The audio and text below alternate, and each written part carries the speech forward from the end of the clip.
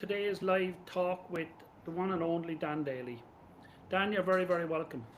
And again, you have some questions for me for the talk today. And this is a bit like I don't know what the subject matter is. As usual, we just go live and see how it works. So apologies if it's not coming out, but it's well and truly live chat. It is, yeah, thank you. Thanks again for having me. It is indeed off the cuff. Certainly, the subject will be news to you as it is to everybody that we're broadcasting to, but I think we've got it. The subject that we're going to talk about today is funding, corporate funding. Oh, okay. And there's a reason for it, because of the theme. We are hearing more in terms of queries, appetite for, need for funding, both from our clients, potential clients, and just generally.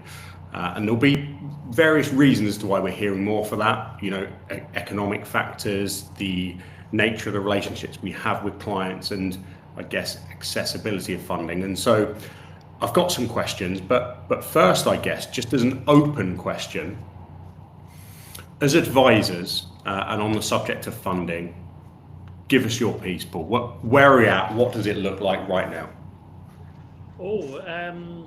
Yeah, well, as you know, the world is changing. Everybody's talking about the changing in the world, and there's geopolitical change, and there's changes in localized versions of banking and lending and the lending requirements. But what I will say is it is absolutely a completely different model than was out there 2 years ago, and a massively different model than was out there 10 years ago.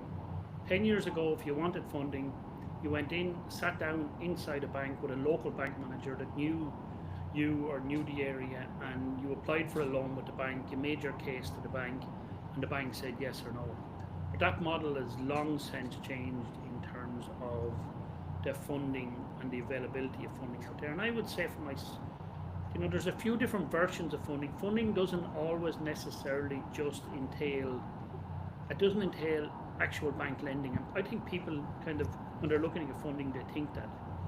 Like you can put your own funding into your business and create a director's or an owner's loan within the business and get paid back. And if you charge interest, you're taxed on that interest. But that's one version of it. There's also, you can raise equity for the shares or the value of your business, and that's another method of funding within your business. And they're a little bit obscure, but there's other things like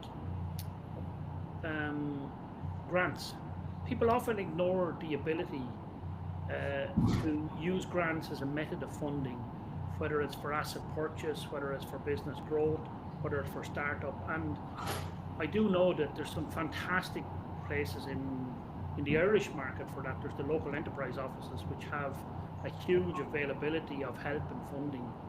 And the mentorship programs in that there are very, very good as well. So funding can mean mentorship helping as well. That can help you within your business. So people should consider what's available first. And over in the UK market, we know that there's a massive opportunity for grant aid for businesses to help them grow. And that changes so dynamically based on local council areas, areas that are trying to grow within like this. So you need to understand what's available in terms of the grant side of it. And then you have specific funding requirements through other types of lenders besides the bank. And there's a lot of other lenders out in the marketplace besides traditional bank lending. And those are really good options depending on the type of finance that you want. And can I, so to ask a few questions on the points you made, because you've touched on, if I was to reference a conversation I've had with a client with regards to funding, you've already touched on a number of the sort of the key points or key questions that come up. And I would say not exclusively, but almost always, the perception of a client when a conversation around funding takes place is that we're talking about debt funding, we're talking about a loan at a relevant rate over a term. That's generally the perception. And I recall that you reference an acronym when talking to our clients with regards to funding. And I now consciously apply that acronym, because it gets us through the process of understanding the key considerations of funding. Talk us through that. So in order to look at a loan, a traditional loan has 5 parts to it, right? Or 5 sections, and we call it the parts, right? And that's just a small, it stands for the purpose of the loan. So what do you need the money for? Everybody's going to ask you for that. That's the very first thing you need. The second thing is, what's the amount of the loan that you need? So, and that depends again on the type of the loan and what it's for. R stands for the rate of interest. How much are you going to be charged for using, for getting the availability of that funding, right? The T stands for the term. So what's the term? Do you want it, is it short term? Do you want it for a month? Do you want a rolling facility? Do you require the loan for a long-term investment in another business? So the RT, so that's the term of the loan, and that determines the rate of interest, and it will be reflective of the term. And this is the security. So if I or somebody or an institution gives you the money, what are you going to give me in case you don't pay me back? And there's a few there's a few typical things that people do within that some I agree with, some I don't agree with, some I would be vehemently against, because it caused a lot of trouble years ago within the lending funding, and that is things like personal guarantees, putting up your family home against a loan for a business. Like, these things are things that I think that, if they're being done, they need to be discussed in really, really big detail, and really, what happens if this business or this project doesn't work. So people will automatically say, yeah, this is security, this is going to work. Like, if you've come through 2007 and 2008 and the whole global crisis that time, that sometimes this doesn't work out and you risk losing everything. And there's the difference between a limited company, which has limited liability, and a personal loan. And you need to be very careful in that side of it. The likes of a partnership, if the partnership borrows the money for a specific, and one of the partners goes, you can still be liable for this. So to answer your question, the parts is an acronym we use for purpose, amount, rate of interest, terms, and security. Okay, and that's I guess that's therefore one type of funding that we've considered here, which is the debt funding. You mentioned equity funding, so consideration of I guess relinquishing a share of your business for the investment of funds, sometimes an appropriate form of funding. Grants you mentioned, so often something that is, I guess, untapped in the UK. Grants are available. Untapped, because people find it's extreme. Some loans can be extremely or some grants can be complicated to get. Do you know what I mean? So, and that's the issue. You have to go through the process, and they're asking you questions that feel ridiculous, but these are the criteria that they have for somebody giving you the money. So you have to understand that, like. Yeah, and I've got to say that is something that even when we get down to a position of, identifying availability of grant funding for a particular client, it's the process that often can feel a bit daunting. So, having somebody, an advisor, which is what we're referencing here, somebody that can support a client through that process is, it's important to be able to access it. You cannot be an expert in all areas of the businesses. But again, we have formed strategic partnerships with people who can help you to gain grants, for instance, to gain that grant and see the opportunity or the availability of that. And they're things that we don't want to specialize in, because you have to be, it changes so often. So you really have to understand, and you have to understand the criteria for applying for some of this grant funding. Yeah. And to move on to something else then that is particularly prevalent, and something that I've talked about a lot, because it's going to come to the idea of proactiveness, forecasting in business. And it's this situation whereby most of the time when we're talking about funding with the clients, unfortunately, there's no getting away from the fact that it's usually in times of challenge.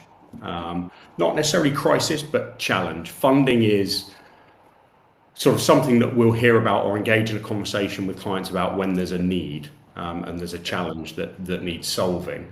And it doesn't need to be that way. The more proactive, I guess, we can be, and we can promote the effort of forecasting, forward looking, and road mapping for our clients, then the ability to identify not just where the challenging points are, but equally where the opportunities are, ensures that we can put our clients in a much more advantageous position. And that's not to say that those challenging times won't come, but the more foresight you have of them, presumably the greater likelihood, would you say, of getting the funding that's required? Oh, I mean, to give you an analogy, if you're in the ocean, right, and you're drowning, you want someone to throw you a lifebuoy, and that's the crisis point that people often look for funding.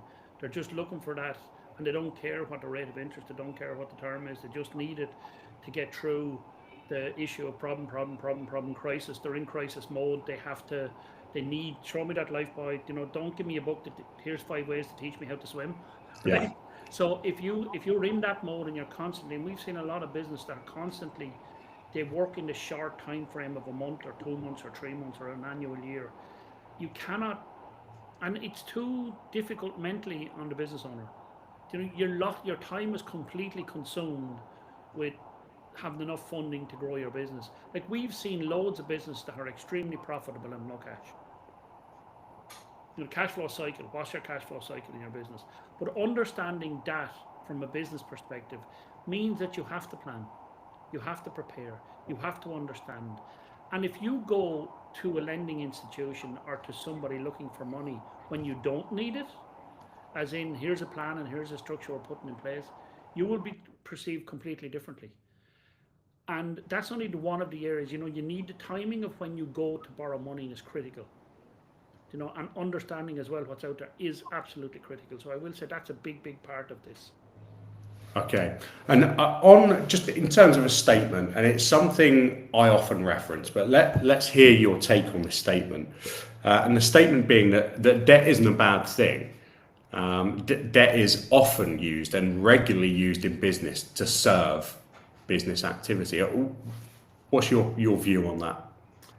The right type of debt is very important and it's critical to run a business using debt. And we use it every day in business, and people don't even understand, and I'm not being flippant on this, but don't even understand how debt works in their business. So if I buy a product off you and you're selling me a product and you give me 60 days credit to pay you or 30 days time to pay you, that you're in the debt business. So you've given me the product and you've lent me the money for that 30-day period to pay you, right? So that's debt. The opposite side of that, if I buy product off you and you give me 30 days to pay for my suppliers, I've got the advantage. That's debt. So if that's 50k, I've the use of your money for 30 days. So debt is everywhere in the business, and debt is everywhere in life, right? So the question is understanding how that implies, and some people are very hesitant to borrow money for the business because they think that it's the worst thing you can do. And in some instances, debt is not a good thing. Absolutely, it depends on the business type. It depends on the outlook, what stage of the business, you start up, grow, scale, or harvest, which phase are you in? And if you're in the growth phase and you've built up piles of cash, you want to use your own money, that's okay. But the combination of your own cash along with debt can actually help you scale very quickly. Do you know what I mean? And it's again down to the principles of what you're trying to do in the business. And you ask yourself the question, where are you today? Right? Where are you going? And how are you going to get there? And in terms of finance, you ask the very same question. Where am I with my cash today in the business? Where am I trying to get to? And how can I get there? And the biggest problem with people is don't match the time frame with the money. So and that's a car, and your car's lasting you 3 years, and you're leasing your car. You shouldn't lease your car over 5 years. You'd have no equity. Yeah. If you're buying a home, you don't pay your home or your business. Yeah, that home is 20 years, or that business so you match the funding to not necessarily the full life of the asset, but you want to match it to how the asset will work with you on, or how you use that asset in your business. That's what I would say. And you mentioned as a connector, you mentioned the relationship between profit in business and the subsequent cash flow. Yeah. cash ultimately being the end product of business, but not necessarily on the same timeline. So as business owners, advisors that are going to help us and support us in an understanding of the role that cash plays in our business, the relationship between business activity and therefore profit and that subsequent cash flow, is going to go a long way then, presumably, to understanding the potential advantage that could be had by utilizing debt or funding as a form of, serving the business operations. And it's your job and my job as an advisor to explain that and show that to a client and show them how. Then when you have all the information, then as a business owner, you can take the choice. Like in a growing economy, debt was everywhere. Like when we were in the real boom, or we called it the Celtic Tiger over here, the UK had their own phraseology for us. Like we had people going in and buying 3 or 4 houses at one time, right? And you were getting 100% and 110% finance on the houses because everything was growing. But once that stops and there's a bang and everything just tightens up, everything stops at one time. So you can't be in that situation. So you have to understand your risk level and your risk level within your business and in certain areas of your business. And then you have to understand the gearing. Like if you're buying a property and you go to a bank and the bank is typically going to give you 70% loan to the value. So, if the business is 100 grand, they're giving you 70. Business is $1 million, they're giving you 700. You have to provide the 300. And that gives them assurance if anything doesn't happen, you put your own money in, and therefore they have more security in the event of the loan being paid. And they look at that loan and the value of that asset and what it's likely to be valued. They'll amortize the asset, or they'll see the value of that asset over a period of time. That's one way of doing it. But if you're coming up and you're doing it the other way around, and you're saying to the bank, well, and the interest rate will reflect that term and that amount. But if you're going to the bank and saying, well, I'm putting 70% in, I want 30% off you, right? Now you're in a position where you're in the position of power because, the interest rate is going to be better. You can secure a better interest rate because the loan to value. Your security requirements on the loan will be better. You'll have a flexible term. Your rate of interest will be lower. And you just drop the parts in on top of it. So, and the thing about this is, every single situation is different. Like it's not like you go into the shop and you buy a litre of milk, or as somebody says in the office here, Rachel, a can of milk, right? It depends on what you were actually, what your personal situation is, and then you apply the principles of lending to that situation. And people often don't get that. You'll hear people talking locally at a match or in a bar or in a pub saying, oh, John got 100 grand like to buy a property, and the property was only worth, the property was worth 110 grand. He got 90%. All this stuff goes on. And you're saying, well, like, why can't I get that? I want to jump on that gravy train and do that. But then his personal circumstances could be he's worth £1 million or he's worth 10 million. So you have to match the personal circumstances to the funding. And that's where that connected advice concept that we often talk about sits in. And that's where we as connected advisor have to understand that. And then we have to understand the tax implications of the asset, buying and sell the asset, the tax the effect on the business, communicating with the lenders. Do you know what I mean? And then that's a big portion of this. If you're going to prepare a file to go for a loan, you really need the things that banks don't like is lack of good information, or any lender. I don't have up-to-date information on my business. I don't have good monthly management accounts. I don't have forecasts. I can't see a clear picture. I don't know what my order book is like. I don't know what my supply chain is like. Do I need more business? And if you have all that information and understand all the questions that can possibly be asked, and you provide those answers to those questions, now it's easier to make. So lack of prepared file for whatever you're looking for. Like if you're looking for a car loan, you don't need to provide 3 years accounts. If you're looking to acquire another business, you're going to provide accounts and information. And people get very precious about that. So lack of a defined information pack to a lender, that's a problem. Going to the wrong lender that's not in the market for what you're providing is a problem, because and then touting your application to 6 or 7 different people to get this effect of, well, this lad gave me this, but I can get 0.25% of interest cheaper on the loan from somebody. John down or Michael down the road charges me 1% less, and people will naturally, oh, it's cheaper. Yeah, but cheap comes with a price. Your security, you might be required to give a personal guarantee. You mightn't in the other one. So it's again looking at the, sorry, I'm getting a bit passionate about this now, but it's looking at the overall project, and that's where the likes that we can add massive value to an application for a client. Yeah, well, you've preempted what was my last question, which was funding ready, and just some ideas on making sure clients can be funding ready, essentially, which is what you've just covered. Yeah. Good information, really good information. A really good application, understanding of what's out available in the marketplace for lending. Can you get whole of market lending? In other words, you're not going to the one particular bank. Can you put somebody between you and the lender that can answer questions that you can't ask? So before you hire someone like us, we'll answer the questions and we can preempt what's being asked. So you're not in a meeting going, you know, that doesn't work in a lending meeting when you have your information. But if you're sitting there and I'm knowing the questions, I can say things to a lender that the borrower can never say to him. And the second word might be off. It doesn't matter. I can say loads of things to him, but that's my job where I sit in there. So yeah. Okay, and so then to try and give a summary here, what we're saying is be funding ready, apply good financial hygiene, have foresight, have a plan, forecast, cash, understand the relationship between your business activity, its profit, and the subsequent cash flow. Cash is the lifeblood of the business, so understand that.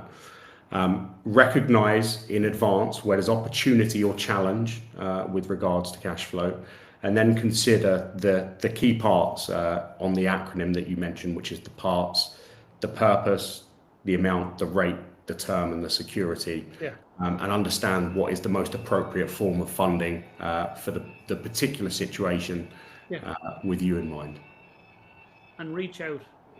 Reach out to us, you'll have, you know, we have a business called the Red Ash Group, which deals specifically with funding. But if you're not reaching out to us, reach out to somebody that knows what they're talking about. That's what I would encourage you. Like, this is an educational piece. It's not about, you know, hard sell from us, but like, we do have expertise, but there's loads of really good people out there to ask them, and ask them what they're going to charge you for as well. Don't be afraid to ask what the cost of this advice is. Yeah. You know what I mean? And it should be representative of the work that they're doing. Got you. Well, thank you. That's my questions. Perfectly answered. We'll be on next week again. Caught you on the fly. We'll be on next week. Thank you for having me. Thank you.